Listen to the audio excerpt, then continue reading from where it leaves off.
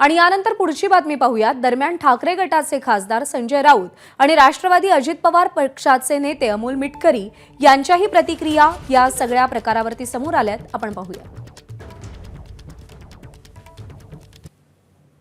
त्यांच्या कार्यकर्त्यांना असं वाटत असेल त्यांचे पाय धुवायला पाहिजे, धुवू द्या, काय हरकत नाही, आमचा काय संबंध आहे। त्यांच्या कार्यकर्त्यांना असं वाटत असेल त्यांचे पाय धुवायला पाहिजे, धुवू द्या, काय हरकत नाही, आमचा काय संबंध आहे। वाडेगाव जिल्हा अकोला येथे संत गजानन महाराजांच्या पालखी सोहळ्यामध्ये काँग्रेसचे प्रांताध्यक्ष श्री नाना पटोले साहेब यांचे पाय चिखलाने माखले होते।